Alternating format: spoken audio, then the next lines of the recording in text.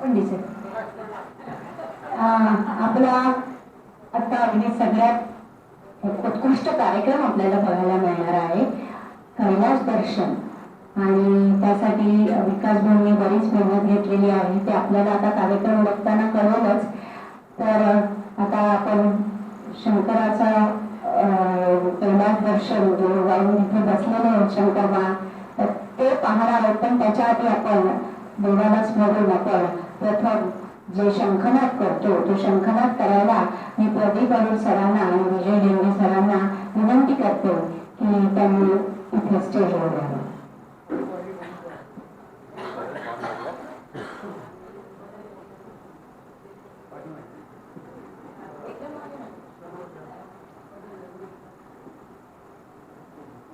ओम पंचजन्याय विद्महे पद्मगर्भाय धीमहि तन्नो शंख प्रचोदयात्.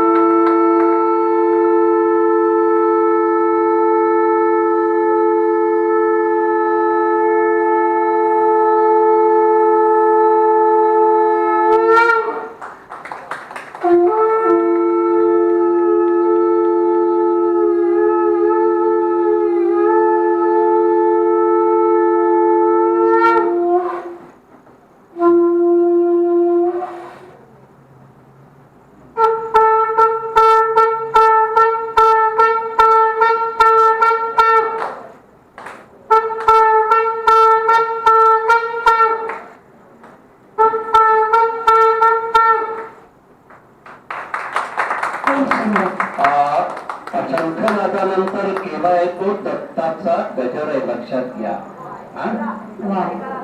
मस्त, अतिशय छान ऐकायला मिळालं सर आम्हाला. यानंतर मी विकास भाऊंना अशी विनंती घेते की आपण आपल्या कार्यक्रमाला सुरुवात करावी. धन्यवाद.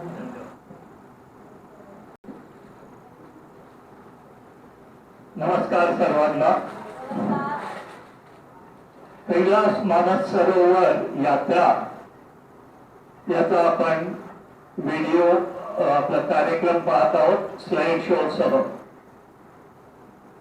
2000 सालापर्यंत विशेष आध्यात्मिक मार्गात नव्हतो. तोपर्यंत शिर्डी, अष्टविनायक, पंढरपूर, कोल्हापूर शिवाय जास्त यात्रा ट्रिप नाही. व्यवसाय संसारात गुरफटला गेल्यामुळे त्यातच 90 सालापासून डायबिटीस असल्यामुळे जास्त प्रवास वगैरे नव्हता. 99 साली हृदयविकाराचा मला अटॅक आला. तरी अँजिओग्राफी, अँजिओप्लास्टी, बायपास काही न होता त्यातून अजूनपर्यंत तुमच्या समोर व्यवस्थित उभा आहे. ही सगळी ईश्वराची कृपा आहे आणि तिथपासून मला हे बोनस लाईफ मिळालं. त्यानंतर मी अधिक ईश्वरी मार्गात, आध्यात्मिक मार्गात लागलो. 4-5 महिने हार्ट अटॅक नंतर विश्रांती घेत असतानाच बऱ्याच आध्यात्मिक पुस्तकं वाचन वगैरे झालं. हा माझा टर्निंग पॉइंट ठरला.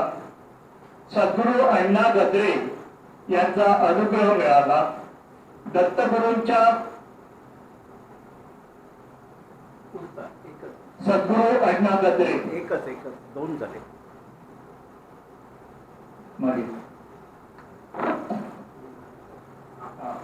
हे सद्गुरू अण्णा गद्रे माझे गुरु यांचा मला अनुग्रह मिळाला आणि मी दत्तगुरूंच्या भक्तीत ओढला गेलो. गुरुचरित्राची पारायण झाली. श्री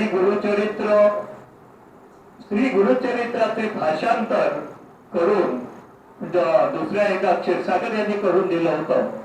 त्याचं गुरुचरित्र दिनदर्शिका ग्रंथ हा प्रकाशित करण्याचं भाग्य मला मिळालं.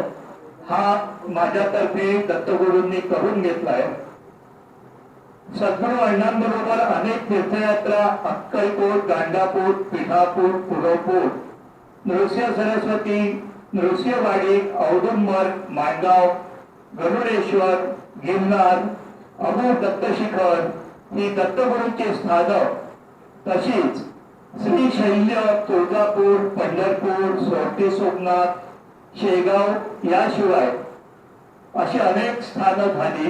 त्याशिवाय नर्मदा परिक्रमा, वैष्णव देवी, चारधाम, गिरनार वगैरे माझ्यासाठी कठीण असलेल्या अनेक यात्रा झाल्या. 2009 साली अण्णा श्री दत्तचरणी विलीन झाले, परंतु त्यांचे आशीर्वाद कायम पाठीशी आहेत. 62व्या वर्षी गिरनारच्या 10,000 पायऱ्या चढून गिरनार केलं. ती दत्तगुरूंनी करून घेतलं.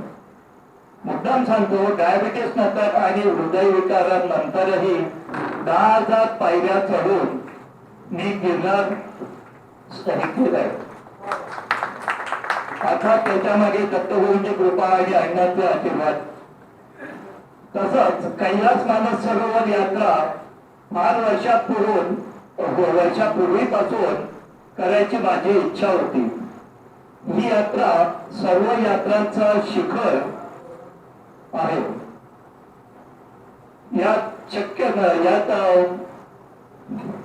या वयात आता ही शक्य नाही असं समजून याचा विचार सोडून दिला होता.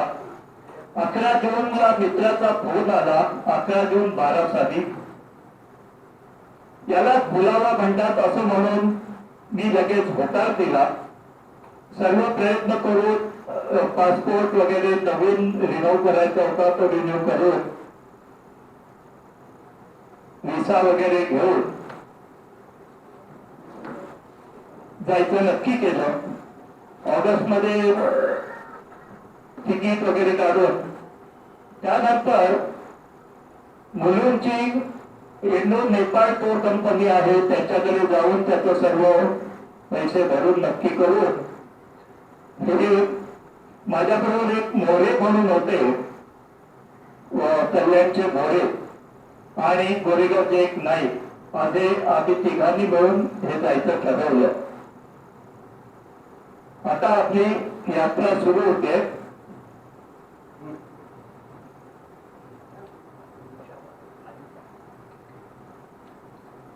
एक इंडो नेपाळ हॉलिडेज करून 26 जुलै ते 8 ऑगस्ट 2012 या कालावधीत ही यात्रा सुरू झाली.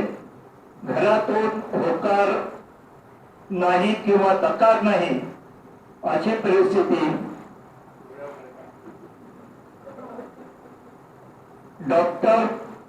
डॉक्टरांची परवानगी, सामानाची जमवाजमव हे सगळं 8 दिवस सर्व झालं. त्याच्यानंतर 8 दिवस आधी कळलं की 65 वर्षाच्या पुढे प्रवेश नाही. माझं वय त्यावेळी 65 पूर्ण होतं, 65 कंप्लीट. आणि त्याच वेळी आम्हाला 8 दिवस आधी कळलं की आता 65 वर्षापूर्वी परवानगी बंद केली आहे. तेव्हा कोणी विचारलं, मग आमची यात्रा नाही झाली तर पैसे परत करणार का वगैरे. तर त्यांनी सांगितलं, पैसे परत हवे असतील तर आत्ता घ्या, यात्रा जाणार आहे, तुमचं नशीब. आम्ही गेलो. आम्ही काय मागे नाव वगैरे घेतलं नाही.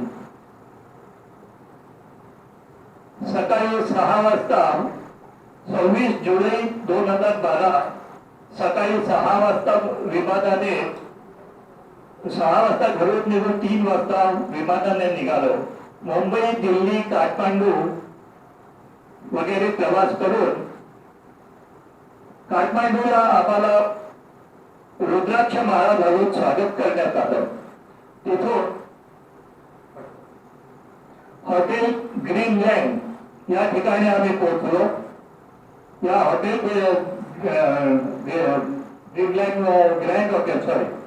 ग्रँड हॉटेलला आमचं जेवण वगैरे झालं. तिथून नंतर दुसऱ्या दिवशी, त्या दिवशी आराम करून आम्ही दुसऱ्या दिवशी नेपाळ दर्शन केलं. बुद्ध स्तूप, नेपाळ दर्शन, 8 वाजता रात्री मीटिंग घेतली. हे बुद्ध स्तूप आपलं नेपाळ दर्शनचे फोटो आहेत काही. पुढे पुढे बुद्ध स्तूप वगैरे आहेत हे. पुढे पुढे पुढे पुढे हे मोरे याच्याबद्दल एक शब्द सांगतो. मध्ये कोणी जर गेले असेल तर आपल्या आजींच्या घरी हे एकदा आले होते. यांची पहिलीच विमान यात्रा होती माझ्याबरोबर कैलासला यायची. त्याच्यानंतर ते त्याच्यात पण जे परिवर्तन झालं ते भरपूर दत्त मार्गाला लागले. गिरणारच्या हे दर पौर्णिमेला यात्रा करत असत आणि हे ह्याच्यातच दत्तगुरूंच्या भक्तीत एकदम संत पदाला पोहोचले आणि ते मध्ये आपल्या आजींच्या घरी एकदा येऊन गेले. गंधे मॅडमनी त्यांना बोलवलं होतं, त्यांना कुठून तरी रेफरन्स होता. त्याच्यानंतर ही रात्री आमची मीटिंग घेतली. रक्षा ठक्कर या आमच्या मुख्य होत्या मीटिंगच्या. म्हणजे ठक्कर कंपनीचीच ते मुलुंडची कंपनी, त्यांच्या मिसेस रक्षा ठक्कर. आम्ही एकूण 48 जण होतो या यात्रेमध्ये. त्यात मुंबई, गुजरात, कलकत्ता असे मिळून होते. या मीटिंग नंतर आम्हाला तिथे वापरण्यासाठी डाऊन जॅकेट देण्यात आलं. ते नंतर दिसेल. थंडीसाठी ते डाऊन जॅकेट देण्यात आलं. हे नंतर परत करायचं असतं. फोन वगैरे आम्ही बाहेर जाऊन करायचा प्रयत्न केला, पण तिथे फोन अतिशय महाग होते. फोनचं मग नाही, इथून आम्ही पब्लिक फोनवरून फोन केले, पण बाहेरून आपल्या स्वतःच्या फोनवरून करणं शक्य नव्हतं. ते खूप महाग होते. 27 जुलै दुसऱ्या दिवशी सकाळी चहा नाश्ता घेऊन पशुपतीनाथ, बौद्ध स्तूप, शेषशाही विष्णू वगैरे आपण पाहिले दत्त फोटो. त्याच्यानंतर आम्ही थोडीफार खरेदी केली. बॅगा वगैरे भरून सामान पुढे. हे सगळं दर्शन पुढे पुढे पुढे. हे नेपाळमध्ये आम्ही दुसऱ्या दिवशी पण सगळं दर्शन घेतलं. पुढे त्याचे मी जास्त डिटेल सांगत नसत नाहीत, बरेच जवळ जवळ आलेले असणार. पुढे हा पुढे शेषशाही विष्णू. पुढे ह्या दुसऱ्या दिवशी बॅगा वगैरे भरून सकाळी ठेवायच्या होत्या. आम्हाला सकाळी निघायचं होतं. प्रत्येकाच्या 2 बॅग होत्या त्यांनीच दिलेल्या. त्याच्यातच पाणी, या बॅगा वगैरे घेऊन ट्रक पुढे जातात. या घेऊन आम्ही 28 जुलैला पुढे निघालो. सकाळी 5 वाजता आंघोळ, चहा, नाश्ता हॉटेलवरती घेऊन 7 वाजता पुढे. आता आम्ही निघालो आहोत या बसमधून. पुढे हे कोदारी म्हणून आहे. हे नेपाळच्या बॉर्डरवर आहे. नेपाळच्या बॉर्डरवरून आता आपल्याला पुढे जायचं आहे चायना बॉर्डर मध्ये. हे 16 किलोमीटर अंतर. इथे आम्ही 11 वाजता पोहोचलो सकाळी. इथे जेवण वगैरे करून करन्सी वगैरे बदलून घेतली. त्यावेळी एक युवान बरोबर 9.5 रुपये होते. म्हणजे हिशोबाला ते 10 रुपये धरले जात होते. तर 10 रुपये देऊन एक युवान असं एक्सचेंज घेतलं. त्याच्यानंतर पुढे पुढे आता हे याचा तिबेटचा एरिया आहे. आपण इथून काठमांडूला जाणार आहोत. इंडियामधून आम्ही प्रथम इथे उतरतो. काठमांडूला उतरलो. त्याच्यानंतर अशी ही सगळी यात्रा कैलास पर्वतला जाणार आहे काठमांडूवरून.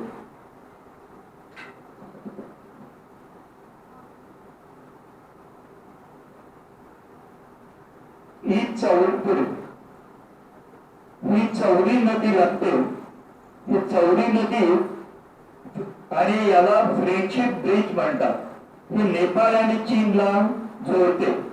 नेपाळ आणि चीन याच्या खालून ही गंगा नदी जाते. हिची लांबी 14,000 किलोमीटर आहे. पलीकडे तिबेट चीन मधून ही नदी येते आणि ती भारतामध्ये येते.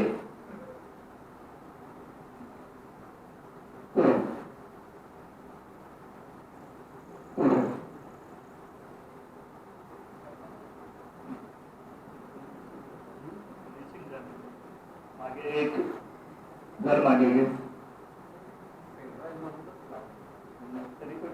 मागे एक मागे. बरं ठीक आहे.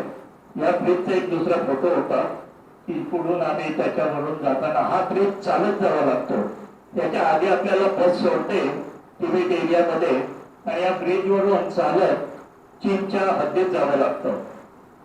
हे आता पुढे चीन मधलं झांगो हे ठिकाण आहे. तिथे चेकिंग होतं. तिथे सगळं चेकिंग करून आपण बाहेर पडणार आहोत. इथे आम्हाला खूप टेन्शन होतं की 65 वर्ष पूर्ण झालेल्यांना आता परत पाठवतात की काय. पण आणि इथे एवढं करत आहे की कुठचंही सामान वगैरे आता आमचं पण इतक्या दिवसाच्या सगळं सामान जे होतं पीठ पासून आटा वगैरे सर्व ते कंपनी घेते बरोबर.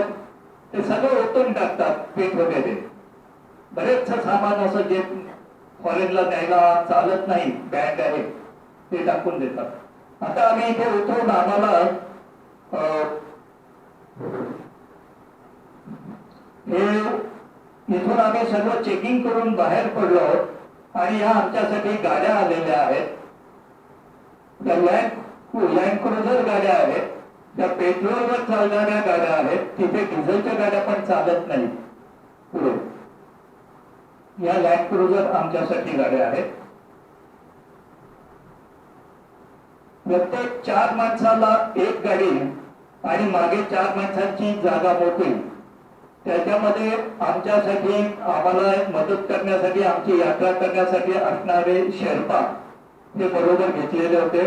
आणि सामान जे खाण्यापिण्याचं वगैरे आता ट्रक इथून ते सोडायला लागले आणि इथून आमचं सगळं सामान घेऊन आम्ही म्हणजे याच्यातच मागे सामान भरून पुढे गेलं. त्या पेट्रोल गाड्या 12 गाड्या होत्या. 10-12 शेर्पा होते. झांगमुख मधून पुढे आम्ही न्यालमला निघालो. आता या रक्षा ठक्कर त्या आमच्या बरोबर ज्या मुख्य होत्या सगळ्यात मेन ट्रिपच्या टूर ऑर्गनायझर. इथून न्यालमला 40 किलोमीटर. इथे उंची 12,000 फूट होते. तिथे आम्ही संध्याकाळी 6 वाजता पोहोचलो.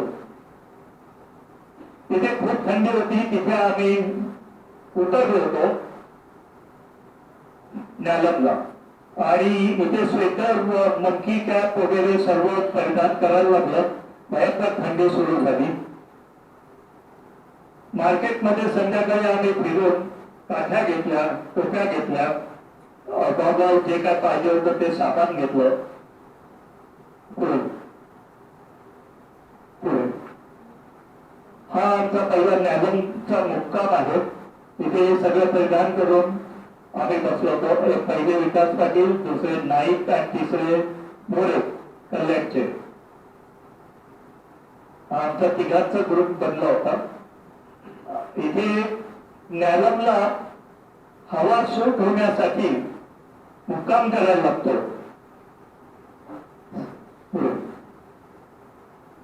अशी थंडी होती. आमच्यातले नाईक एक चांगला म्हणून फोटो मुद्दाम घेतलाय. ते सकाळी आम्हाला चहा पाणी वगैरे देऊन तिथे मुक्काम होता, कारण हवा त्याच्यामध्ये सूट होण्यासाठी. आणि आम्हाला आता आज ट्रेकिंगला जायचं होतं. आता इथे बऱ्याच जणांना रात्री डोकेदुखी, ऍसिडिटी, उलट्या, कोणाला झोप नाही असा थोडाफार त्रास झाला. आणि सकाळी आम्ही आम्ही नंतर पुढे ट्रेकिंगला निघालो. थोडं आपल्याला स्वतःला त्याच्यात ऍडजस्ट करण्यासाठी थोडं ट्रेकिंग करायला लागतं डोंगर चढायला. पुढे पुढे पुढे हे आम्ही आता ट्रेकिंगला सकाळी निघालो आहोत सरावासाठी. पुढे पुढे पुढे पुढे पुढे हा डोंगर आता वर जाणार. पुढे पुढे हे आता आम्ही हे डोंगर ट्रेकिंगला वर जात आहोत. तरी यातले अर्धेच लोक, आमच्या 48 पैकी 24 लोक इथे आले. 24 लोक आराम करत घरी बसले. कोणाला रात्री त्रास थोडाफार झाला होता, डोकं दुखणं वगैरे. पुढे पुढे पुढे त्या आम्ही सगळ्यात वरच्या पॉइंट वरती जाऊन तो फोटो काढला त्यावेळी जे गेलो ते. पुढे असे छान ढग खाली आलेले होते पावसाचे. पुढे असे सगळे धुकं आणि ढग दिसत होते बर्फ मध्ये मध्ये. पुढे पुढे पुढे हे आता आम्ही परत आमच्या मुक्कामी येत आहोत. पुढे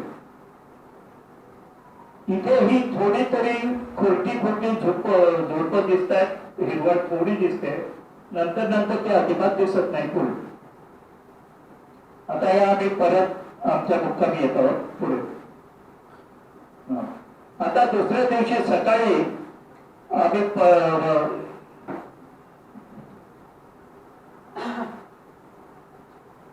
सागावरून चुगंबा, आता चुगंबा म्हणजे मानस सरोवरच्या दिशेने आम्ही निघत आहोत. पुढे इथे जागोजागी मिलिटरी पोस्ट आहेत, चेकिंग आहे. वाटेत आम्ही 400 किलोमीटर अंतर आहे. आमच्यासाठी जेवण करून घेतलेलं होतं वाटेत. आम्ही वाटेत जेवण वगैरे तिथेच केलं झाडाखाली. कुठे एखादं क्वचित झाड मिळालं तर. पुढे ते आम्ही मध्ये मध्ये फोटो हे आता चेकिंग नाका आहे. इथे उतरून आम्ही टीव्ही सारखे डान्स करत आहोत.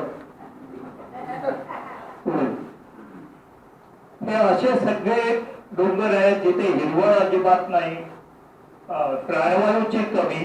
पुढे पुढे असा प्रवास करत आम्ही आता मानस सरोवरला चाललो आहोत. पुढे हे मध्ये मध्ये बर्फाळ डोंगर वगैरे दिसत आहेत. बऱ्याच वेळा आकाशामध्ये ढगाच्या याच्यात काहीतरी दृश्य दिसतात. त्यामुळे मी सुद्धा देवाची प्रार्थना करत होतो, दत्तगुरूंची, शंकरांची, की आम्हालाही दर्शन द्या. काहीतरी मध्ये मध्ये काहीतरी दिसत होतं. पुढे पुढे पुढे पुढे पुढे पुढे पुढे पुढे पुढे असतील ते बरंचसं सारखं वाटतं. पुढे हे आता डोंगर अजून जवळ यायला लागले बर्फाचे. पुढे पुढे आता हे मला जे दर्शन झालं ते मी दत्तगुरूंचं समजलो, त्रिमूर्ती दर्शन. पुढे हे त्रिमूर्ती दर्शन असं मी समजलो. पुढे मी मानून घेतलं माझं समाधान. आता मानस सरोवरला आम्ही पोहोचलो. हे मानस सरोवर पुढे हे समोर प्रथमच मानस सरोवराचं दर्शन झाल्यावरती सर्वजण खुश झाले एकदम. पुढे या मायलेकीने एकदम मिठूच मागे बघून. पुढे हे मानस सरोवर इथे आम्हाला पहिलं आणलं. नुसतं ओझरचं दर्शन घेऊन थोडा हातपाय बुडवून मग आम्हाला मुक्कामी नेलं पुढे.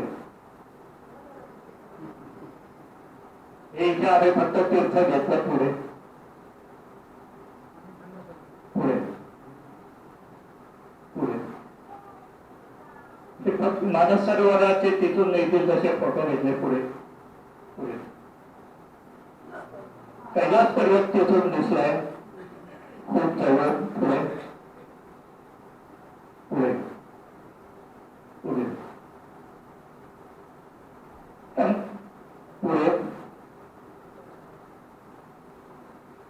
मानस सरोवरचे हॉटेल हे राक्षस सरोवर आहे. मानस सरोवरच्या जवळच राक्षस सरोवर आहे.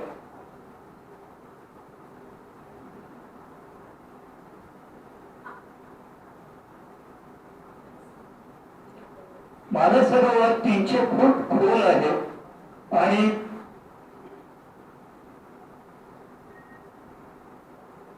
पुढे हे राक्षस सरोवर आहे. तिथे लाल माती दिसते ते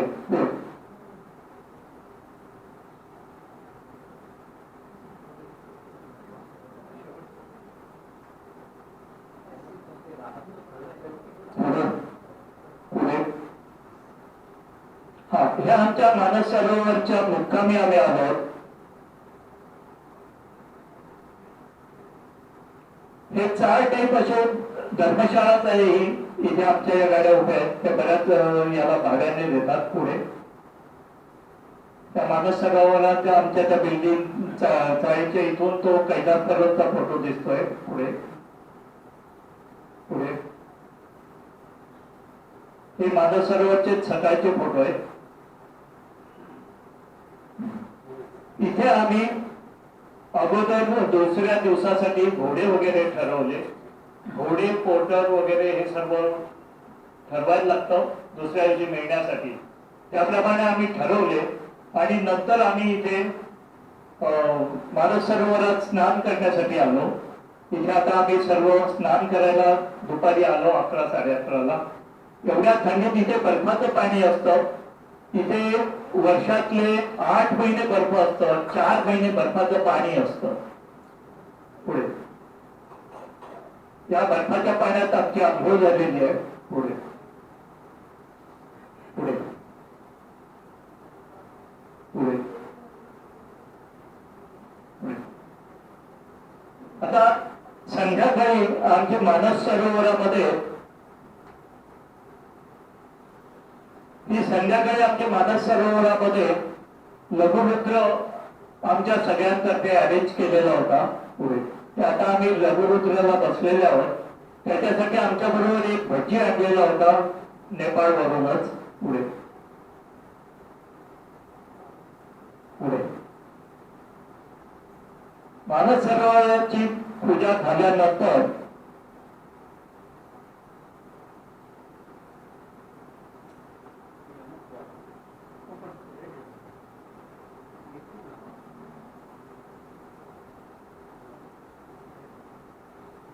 ही मधली तिघची हे आहे पुढे.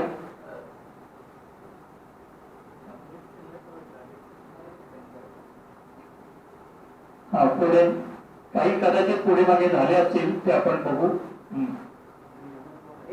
हे यमद्वार नाही. हे असंच तिकडचं देवस्थान आहे त्यांचं पुढे.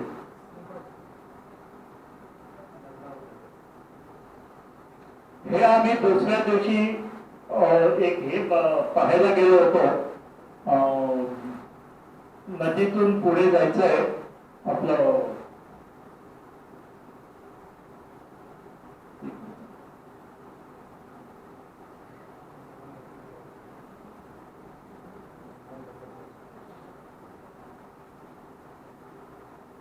अष्टपादीय आम्ही जात आहोत पुढे जाऊन. हा पुढे पुढे हे इथून चालत जायचं आहे. आता त्याच्या पुढे या बर्फाच्या पाण्यातून चालत जायचं आहे बूट हातात घेऊन पुढे. हे अष्टपाद आहे. ते दुसऱ्या दिवशी आम्हाला घोडे मिळाले नाहीत त्यामुळे आम्हाला एक दिवस इथे राहायला लागलं त्याच्यात आम्ही हे अर्थपात करून घेतलं चालत जाऊन पुढे. या पाण्यातून सगळे असे कसरत करत चालत आहेत बर्फाच्या पाण्यातून पुढे पुढे. हा तिकडचा एक प्राणी आहे, अजिबात घाबरत नाही. आपल्या हातातलं पण खाणारी मुंगुसासारखा प्राणी आहे हा तिकडचा पुढे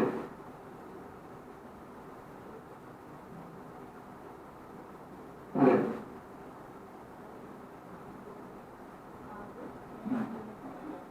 हा कैलास पर्वत, उजवीकडचा नंदी पर्वत आणि इकडचा अष्टपाद पर्वत.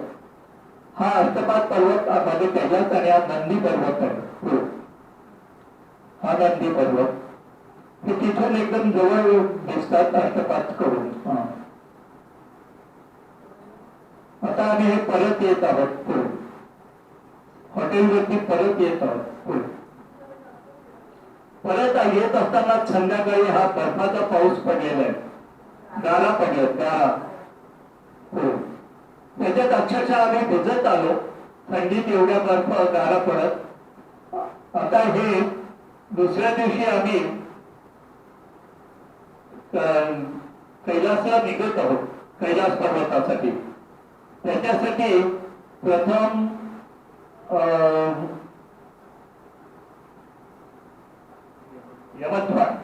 यमद्वारामधून जावं लागतं. त्याच्या आधी आपल्याला घोडे आणि शेर्पा मिळतात बरोबर घ्यायला. बॅग घ्यायला शेर्पा आणि बरोबर घोडे, ज्यांना घोडे पाहिजे असेल ते. घोड्याचा भाव पण तिथे 19,000 रुपये होता आणि नुसता शेर्पा पाहिजे असेल तर 9,000 रुपये सामान घ्यायला. आणि घोडा घेतला तरी बॅग घ्यायला शेर्पा वेगळा घ्यायला पाहिजे. पुढे मी घोडा घेतला नव्हता, मी नुसता चालत जायचंच ठरवलं होतं. पुढे पुढे पुढे हे आम्ही त्या इथून हे घोडे वगैरे घेऊन आता पुढे जायचं आहे. पुढे मला शेर्पा म्हणून ही बाई मिळाली की ती माझी बॅग घेणार. पण पुढे असं गंमत अशी, ते विचारतात तुम्ही 1 दिवसाची का 3 दिवसाची. काही 1 दिवसाची पहिल्या मुक्कामापर्यंत जाऊन परत येतात. तर ते हे बुकिंग करून त्यांना लॉट प्रमाणे ते मिळतं. मी 3 दिवसाची म्हटल्याबरोबर येते दुसऱ्या कोणाच्या तरी हातात माझी बॅग देऊन मोकळी झाली, कारण त्यांना 1 दिवसाची करून लगेच परत यायचं असतं. कैलास पर्वत तिथून आम्ही रस्त्यातून आता आम्ही पहिल्या मुक्कामी निघालो आहोत. यमद्वार ते डेरापूक हा 12 किलोमीटरचा प्रवास आहे. आता इथे डेरापूकला उंची 15,900 फूट आहे. इथे आम्ही संध्याकाळी 7 वाजता पोहोचतो. हे आता आम्ही चालत निघालो आहोत डेरापूकला. पुढे हे यात असतात, यांच्यावरती हे सामान लादलं जातं. गॅस सिलेंडर, खाण्यापिण्याचं सामान, पिण्याचं पाणी हे सर्व या याकवरून नेतात. पूर्वी याकवरूनच माणसांना पण जायला लागत होतं, पण नंतर हे यात माणसं पण खूप कुठेतरी हिरवळ दिसली की माणसाचा परवा न करता त्याला ढकलून पुढे जातात हिरवळ गवत खायला. आणि अशात बरेच माणसं पण घसरून पडतात याकवरून. नंतर आता ते घोडेचे होत आले. ही सगळी आमची पायी यात्रा चालू आहे. पुढे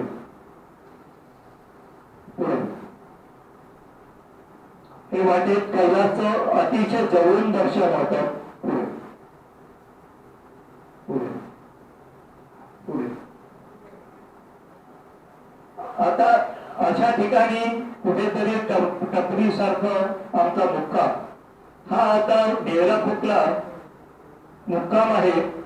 इथे आम्हाला रात्री लसूणचं सूप आणि खिचडी हे जेवण जेवायला दिलं. पण तिथे थंडी एवढी की प्राणवायूचा अतिशय तुटवडा असल्यामुळे दारं खिडक्या काहीच नाही. जिथे राहतो तिथे सगळं उघडच टाकायचं, तंबूसारख्या खोल्या, आणि त्याच्यामध्ये दारं खिडक्या सगळं उघडं टाकून त्या थंडीतच राहायचं, नाहीतर प्राणवायू बिलकुलच मिळणार नाही. पुढे. आता दुसऱ्या दिवशी आम्ही हे डेरापूर ते डोलमा पास म्हणजे हा वरचा टॉप आहे, तिथे आम्ही आता निघालो पुढच्या प्रवासात. पहिली रात्र तिथे जाते. हा 3 दिवसाचा प्रवास आहे. 1 दिवस तिथे झाला. पुढे पुढे पुढे पुढे हे डेरापूर ते डोलमा पास म्हणजे टॉप. पुढे पुढे पुढे हा डोलमा पास टॉप आलेला आहे. इथे सतत बर्फाचा पाऊस पडतच असतो. आता इथे साधारण 1.5-2 किलोमीटर बाकी असताना हा प्रवास आहे. पहिला झाला 12 किलोमीटर,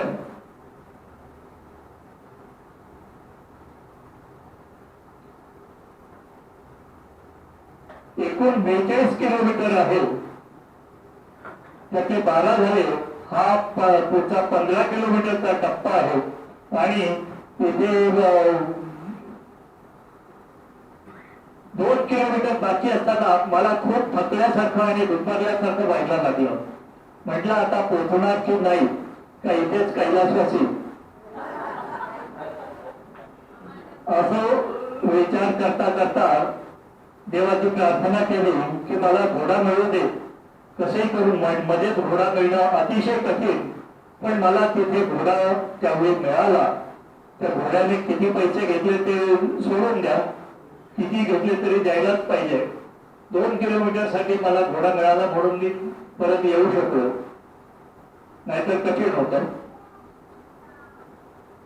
21 किलोमीटर अंतर आहे. त्याच्यानंतर पुढे थर्मलचे कपडे कायम आमच्या अंगात होते. त्याशिवाय स्वेटर, डाऊन जॅकेट, काठटोपी, गॉगल, सॅक, काठी हे सगळं सांभाळता फोटो काढणंही कठीण होतं. त्यामुळे फोटो जास्त काढले नाही. त्यातल्या त्यात जे काढले ते आणि मित्रांनी वगैरे जे काढले ते गोळा करून ते शेवटी फिल्मने बनवले स्लाइड्स. आधी ठरलं नव्हतं की बनवणार आहे, नाहीतर अजून फोटो काढायचा प्रयत्न केला असता. तर हे सर्व ग्लोव्ज वगैरे सांभाळणं कठीण. बोटं एकदम बधीर होतात, त्यामुळे हाताचं सेन्सेशन नाही. त्याच्यात ग्लोव्ज पडला तरी कळत नाही वगैरे असे बरेच कठीण प्रसंग पण होते. पण प्रबळ इच्छाशक्ती, दैवी शक्तीचा पाठिंबा, सद्गुरूंचे आशीर्वाद या सगळ्यामुळे ही यात्रा माझी पूर्ण झाली. हे पुढे तिकडे बर्फ पडत आहे. तिथे मुख्य सांगितलं जातं की इथे 10 मिनिटं सुद्धा थांबायचं नाही, ताबडतोब निघायचं अशा सूचना दिलेल्या असतात. कारण तिथे केव्हाही वादळ उठू शकतं. बर्फाचं पण, नुसतं हवेचं पण, माणसं पण उडून जाऊ शकतात. असं अतिशय प्रतिकूल तिथे हवामान असतं केव्हा केव्हा. पुढे त्यातल्या त्यात हा फोटो काढला कैलास पर्वताचा.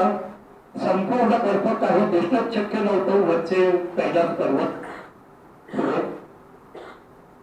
आता हे आम्ही दुसऱ्या बाजूने उतरायला लागलेलो आहोत खाली.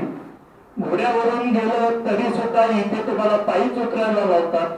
घोडे सुद्धा घसरू शकतात याच्यावरून, बर्फावरून. पुढे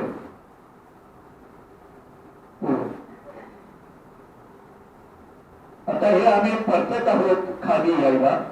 पुढे आता आम्ही झुतुरफुक म्हणून मुक्काम आहे तिथे येणार आहोत. पहिली रात्र डेराफुक, नंतर वरती डोलमा पास स्टॉप, नंतर झुतुरफुकला आम्ही आता येऊ. पुढे पुढे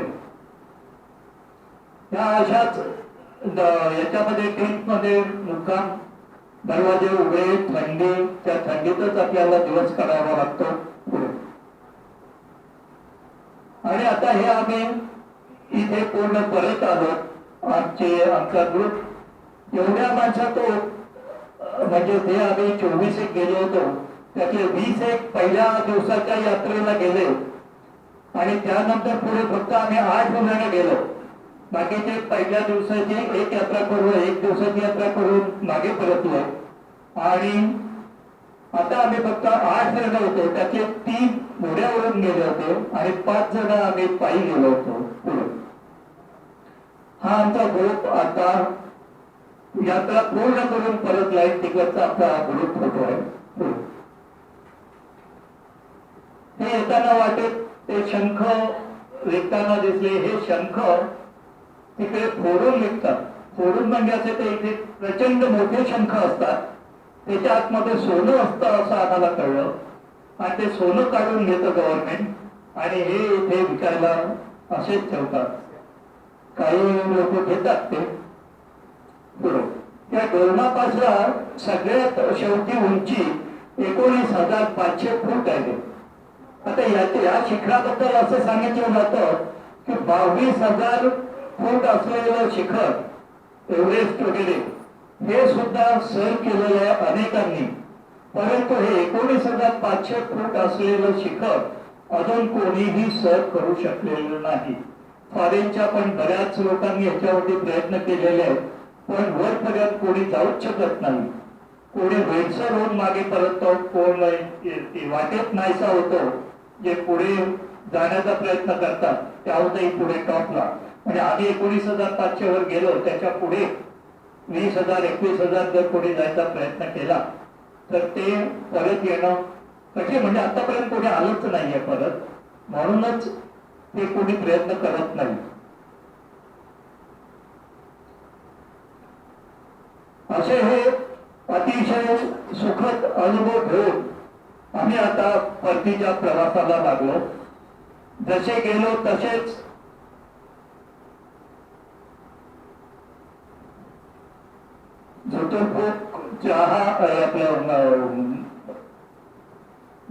वरून परत आम्ही आमच्या न्यालमला आलो आणि तिथून आमचा परतीचा प्रवास नेहमी गेल्याप्रमाणे चालू झाला.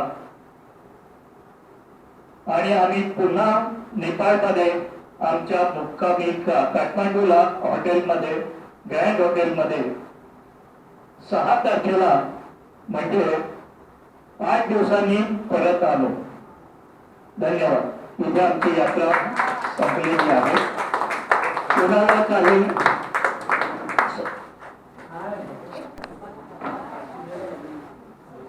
आता कोणाला प्रश्न त्यांनी इथे काही गुण इथे काही गुण आध्यात्मिक शक्ती, तिथे काही गूढ आध्यात्मिक अनाकलनीय शक्ती अस्तित्वात आहे असं मी ऐकलंय. आम्ही ऐकलं.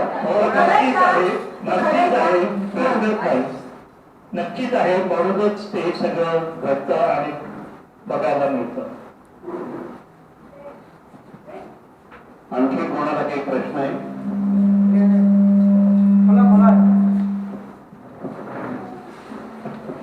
हे अष्टपंगा जैनाचं काही मंदिर आहे ना? होय होय, जैनांचं आहे ते. आणि जैनाचे गुरु तिथे 8 पावलात गेले असं ऐकलंय, त्यामुळे त्याचं अष्टपाद नाव पडलेलं आहे.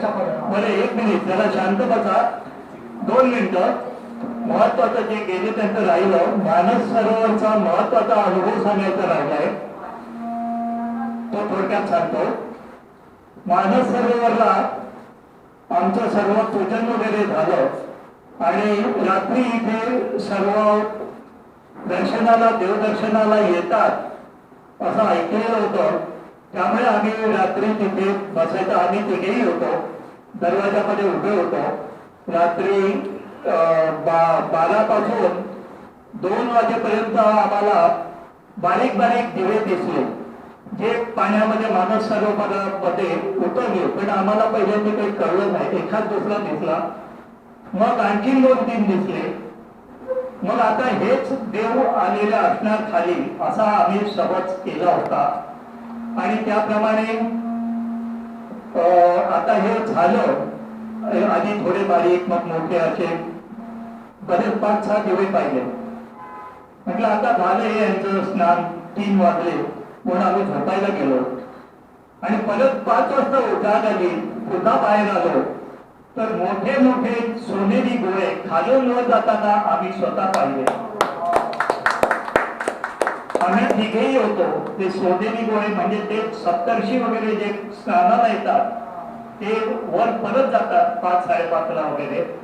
आणि त्याच्यानंतर आमच्या बरोबर एक जे महिला मंडळ बसलं होतं, एक महिला 7-8 जण बसल्या होत्या, गुजरातच्या होत्या बहुतेक अहमदाबादच्या. पण त्यांना सबंधार्थ हा खेळ पाहायला मिळाला, ताऱ्यांचा गोळ्यांचा. आणि त्या सकाळी 5 पर्यंत संपूर्ण रात्र तिथे बसून होत्या. ते त्यांनी नंतर आम्हाला सांगितलं. तर आमच्यापेक्षा ते अजून भाग्यवान होते. आम्हाला पण ते सोनेरी गोळे वर जाताना नंतर दिसले.